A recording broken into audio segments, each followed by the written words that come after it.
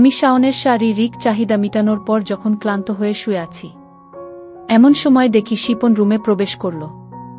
আর হঠাৎ আমি শিপনকে দেখে খুব অবাক হয়ে যাই। আর শাওনের দিকে তাকিয়ে দেখি শাওন হাসছে। তারপর আমি অবাক হয়ে শাওনকে প্রশ্ন করলাম, শাওন, শিপন এখানে কেন? তারপর শাওন হেসে উত্তর দিল, ভাবি ওর চাহিদা একটাই। শাওন। কথাটা বলেই শাওন বিছানা থেকে উঠে গেল। আমি উঠতে পারছি না লজ্জায়, কারণ আমার শরীরে কোনো কাপড় ছিল না, তাই বিছানায় বসে আছি। এ সময় শিপন বিছানায় বসতে বসতে বলল, কি ভাবি আমাকে পছন্দ হয়নি? শিপন। তারপর আমি শিপনকে অনুরোধ করলাম যেন আমাকে ছেড়ে দেয়, কিন্তু শিপন কোনো কথা না বলে ওয়াশরুমে চলে যায়। আর আমি এই ফাঁকে কাপড় পরে নেই। শিপন ওয়াশরুম থেকে ফিরে এসে দেখে আমি কাপড় পরছি। তারপর আমার কাপড় পরা দেখে শিপন বলল, ভাবি আর কি ইচ্ছা নাই করার? শিপন। তারপর আমি তাদের অনুরোধের সুরে বললাম, কেন এমন করছিস তোরা আমার সাথে? তারপর শিপন বলল, ভাবি তুমি ভাইয়াকে ঠকিয়ে শাওনকে খুশি করতে পারো তো আমি কি দোষ করেছি শুনি? শিপন। তারপর আমি শিপনের কোনো কথা না শুনে ওখান থেকে চলে আসতে লাগলাম। কিন্তু শিপন পিছন থেকে আমার হাত টেনে ধরে আর একটা টান দিয়ে ওর বুকে চেপে ধরে বলে, ভাবি এত সহজ কি এখান থেকে চলে যাওয়া যায়? তারপর আমি বললাম, সরি শিপন, আমি তোমার সাথে এসব করতে পারবো না। আচ্ছা তাই নাকি? তাহলে এটা কি করব? একটা ভিডিও দেখিয়ে। আমি ভিডিওটা দেখার সাথে সাথেই আমার পায়ের নিচ থেকে মাটি সরে যায়, কারণ ভিডিওটা ছিল আমার আর শাওনের। এমন মুহূর্তে আমি কি বলবো কিছু বুঝতে পারছিলাম না। আমি জানতাম শাওন বাজে ছেলে, কিন্তু এতটা বাজে সেটা বুঝিনি। লিজা কাঁদছে আর বলছে, আচ্ছা তারপর কি হলো? সাদিক। মাথা নিচু করে সাদিক আবারও প্রশ্ন করল, তারপর আর কি? আমি বনে গেলাম ওদের হাতের পুতুল। তারপর থেকে ওরা যখন যেভাবে ডাকতো আমাকে যেতে হতো। বিশ্বাস করো সাদিক, আমি নিজের ইচ্ছা পূরণ করতে গিয়ে কখন যে ওদের চাহিদা হয়ে গেছি বুঝতেও পারিনি। আমি অনেকবার ওদের কাছে মাফ চেয়েছি, কিন্তু ওরা এতটুকু মায়া করেনি আমাকে। আমি ওদের সাথে 7 দিন দেখা না করলেই ওরা ভিডিও ইন্টারনেটে ছেড়ে দেওয়ার ভয় দেখায়। লিজা। সাদিক এ মুহূর্তে কি বলবে ঠিক বুঝতে পারছে না। এমন সময় টেবিলে রাখা ঘড়িতে চোখ পড়ল সাদিকের। সাদিক ঘড়ির দিকে তাকিয়ে দেখে রাত 1-1টা বেজে গেছে। তাই লিজাকে সে বলল, অনেক রাত হয়েছে লিজা, ঘুমিয়ে পড়ো। লিজা সাদিকের কথা শুনে পুতুলের মতো বসে আছে আর কোনো কথা বলছে না। তারপর সাদিক আবারও বলল, কি হলো, ঘুমাবে না? বলেই উঠে জানালার পর্দাটা ঢেকে দিতে গেল। আর পর্দাটা টেনে দিয়ে এসে শুয়ে পড়ল সাদিক। তারপর সাদিক শুয়ে শুয়ে ভাবছে, কি আমি বাবা হবার ক্ষমতা রাখি না? আমি বাবা হতে অক্ষম? স্বামীরা আমার মেয়ে না? না না, আমি এটা মানি না, কোনোদিনও মানব না। স্বামীরা আমারই মেয়ে, আর আমি স্বামীরার বাবা। আমি স্বামীরাকে ছাড়া থাকতে পারবো না। আর কি বিশ্বাস আছে যে লিজা সব সত্যি বলছে? এটাও তো হতে পারে লিজা তার পাপ থাকার জন্য আমার দোষ দিচ্ছে। না, লিজাকে আর বিশ্বাস করা যাবে না। এসব ভাবতে ভাবতে রাত গভীর হয়ে গেল, কিন্তু সাদিকের ঘুম আসছে না। তারপর হঠাৎ সাদিক বুঝতে পারল কেউ ওর পায়ের কাছে বসে আছে, পা ধরে আছে। সাদিক তাকিয়ে দেখে এটা আর কেউ না। লিজা। ছাড়ো লিজা, আমার পা ছাড়ো। সাদিক, তুমি আমাকে মাফ করতে পারবে না? লিজা, রাত অনেক হয়েছে, এখন উঠো আর ঘুমিয়ে পড়ো, আগামীকাল কথা হবে। এখন পা ছাড়ো আমার। না সাদিক, তুমি না বলা পর্যন্ত আমি তোমার পা ছাড়ব না। লিজা প্লিজ, পা গলামি করো না। না, আমি পা গলামি করছি না। সাদিক প্লিজ, আমার জন্য না হলেও স্বামীরার জন্য হলেও তুমি আমাকে ক্ষমা করে দাও। লিজা, ঘুমাও এখন, আর আমি সব কিছুই ছেড়ে দেব। অন্য কোথাও চলে যাব আমি, অনেক দূরে। নেবে না আমায় সাদিক তোমার সাথে? লিজা, এখন এসব বলার সময় নয়, ঘুমিয়ে পড়ো। বলেই পা ছাড়িয়ে নিয়ে ঘুমিয়ে পড়ল সাদিক। সকাল ঠিক 8টা বাজে ঘুম ভাঙে সাদিকের। সাদিক বিছানা থেকে উঠে দেখে লিজা সোফায় ঘুমাচ্ছে। ঘুমের মধ্যে অনেক সুন্দর লাগছে লিজাকে, একদম নিষ্পাপ শিশুর মতো। তারপর টাওয়ালটা নিয়ে সাদিক ওয়াশরুমে চলে গেল। সাদিক শাওয়ার নিয়ে বেরিয়ে দেখে লিজাও ঘুম থেকে উঠে পড়েছে। তারপর সাদিক লিজাকে কিছু না বলেই চলে গেল ব্রেকফাস্ট করতে। ব্রেকফাস্ট সেরে অফিস যাবে তখনই লিজা পিছন থেকে ডাক দিল। কিছু বলবে? সাদিক, না তুমি যাও, অফিস থেকে আসলে বলবো। আচ্ছা, বলেই চলে গেল সাদিক। বিকালবেলা খুব ক্লান্ত হয়ে বাসায় ফিরল সাদিক। লিজাকে দেখল কার সাথে যেন কথা বলছে, হয়তো শাওন অথবা শিপন হবে। তাই সাদিক আর কিছু না বলেই উপরে চলে গেল। তারপর হঠাৎ কিছুক্ষণ পর কারো গলার আওয়াজে নিচে আসে সাদিক, আর এসে দেখে শাওন লিজার সাথে উচ্চস্বরে কথা বলছে। সাদিক ব্যাপারটা এড়িয়ে যেতে চেয়েও পারল না, তাই নিচে নেমে এলো। এসে বলল, কি ব্যাপার শাওন, কি হয়েছে? আমি আমার মেয়েকে নিতে এসেছি ভাইয়া। শাওন, তোর মেয়ে মানে? সাদিক, হ্যাঁ আমার মেয়ে। শাওন, কে তোর মেয়ে? সাদিক, কেন? শামিরা, শামিরা আমার মেয়ে। শাওন, না, শামিরা তোর মেয়ে না, ও সাদিকের মেয়ে।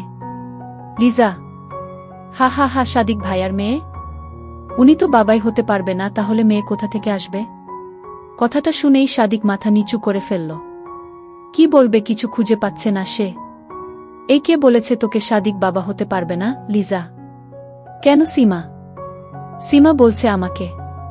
হঠাৎ শাওনের উত্তর শুনে সাদিক আর লিজা দুজনই অবাক, কারণ এই বিষয়টা শুধু সাদিক আর লিজাই জানে। তাহলে সীমা কি করে জানল? এটা কি করে সম্ভব?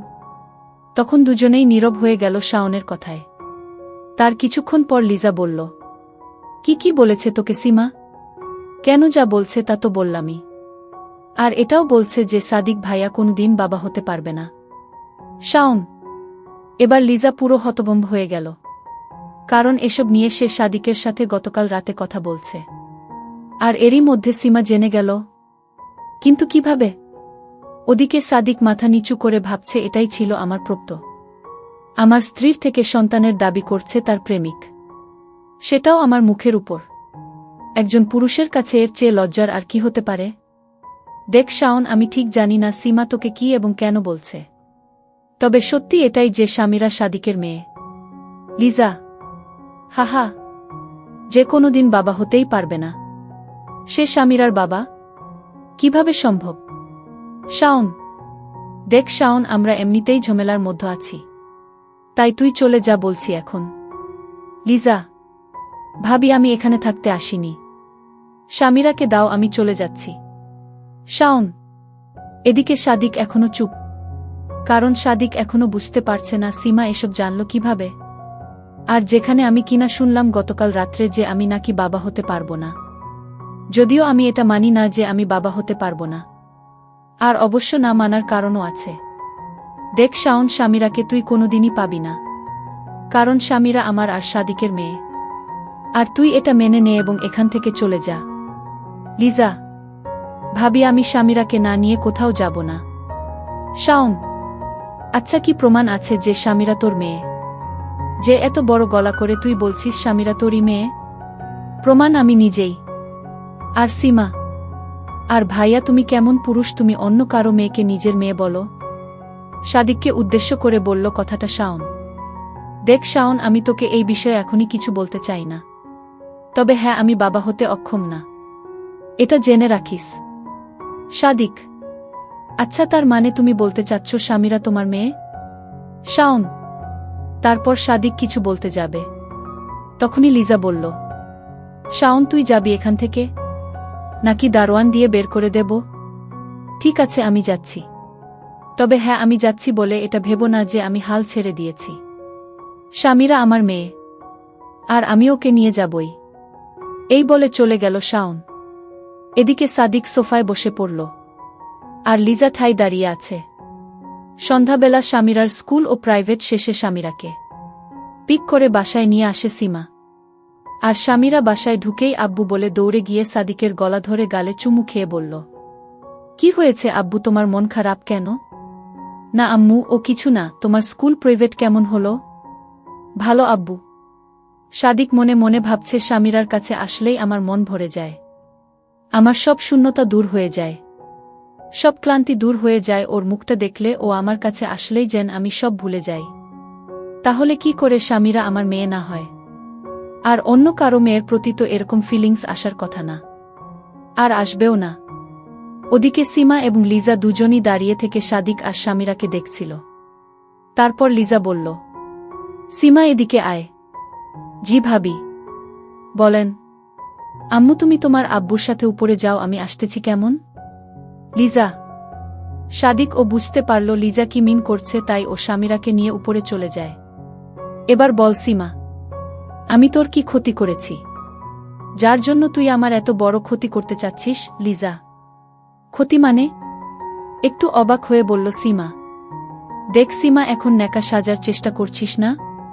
তুই শাওনকে কি জন্য বলেছিস যে শাওন সামিরার বাবা? লিজা। ভাবি আপনি কি বলছেন এসব? আপনি ঠিক আছেন তো? পানি খাবেন নাকি ভাইয়া কিছু বলছে? সীমা।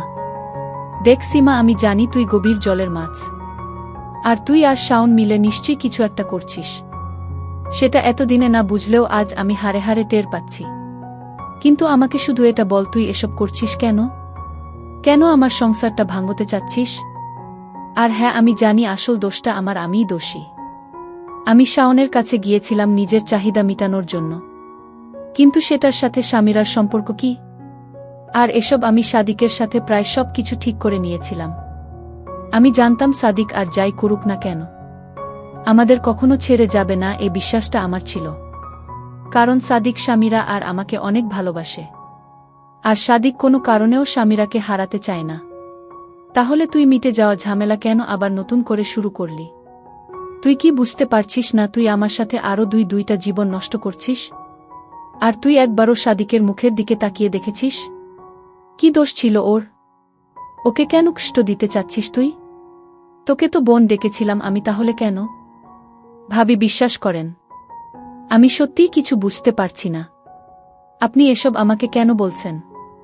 আর আমি এখন যাই, আমার মাথা ব্যথা করছে, আর আমার অনেক কাজও আছে। এটা বলেই চলে গেল সীমা।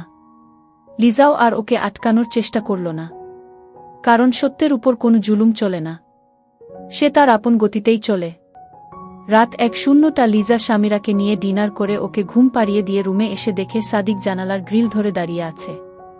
ঘুমাবে না সাদিক? লিজা। সামিরা ঘুমিয়েছে? লিজা। হুম, আমি ওকে ঘুমিয়ে দিয়ে আসলাম। ও আচ্ছা, তুমিও শুয়ে পড়ো। ওকে, তুমি তাড়াতাড়ি এসো। হুম। আচ্ছা লিজা, শাওন কি সামিরাকে নিয়ে যাবে? সাদিক প্রশ্ন করল আবার। না সাদিক, আমি ওকে সামিরাকে নিয়ে যেতে দেব না। লিজা।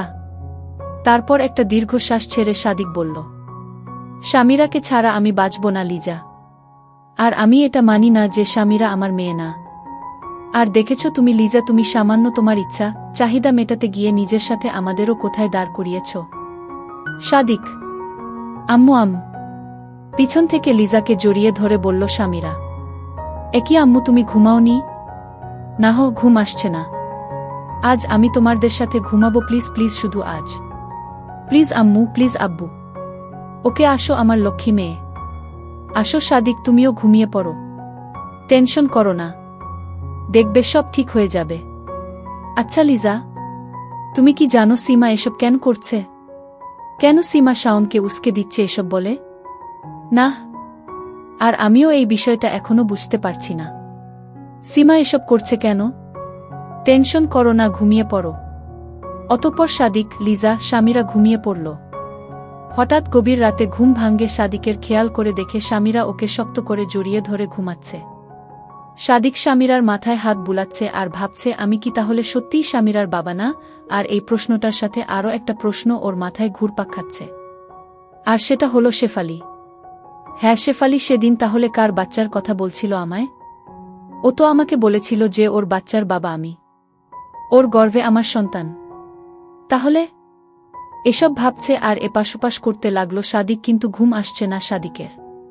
সাদিক লিজার মুখে বাবা হতে পারবে না কথাটা শোনার পর থেকে কিছুটা চুপচাপ হয়ে যায়, কারণ এই দুইটা প্রশ্নের উত্তর খুঁজতেই ব্যস্ত এখন সাদিক। আর ব্যস্ত হওয়াই কথা। কেউ যদি হঠাৎ কোনো পুরুষকে বলে যে সে বাবা হতে পারবে না, তাহলে সে এমনিতেই একটু চিন্তায় পড়ে যায়। আর সাদিক তো তার স্ত্রীর থেকে শুনেছে। এদিকে সীমা ডিনার করে সবকিছু গুছিয়ে রেখে নিজের রুমে গিয়ে শুয়ে পড়বে, তখনই ওর ফোনটা বেজে উঠল। তারপর সীমা মোবাইল হাতে নিয়ে দেখে শাওনের কল। সীমা তাড়াতাড়ি করে রিসিভ করল। আর রিসিভ করতেই শাওন বলল, সব ঠিকঠাক আছে তো?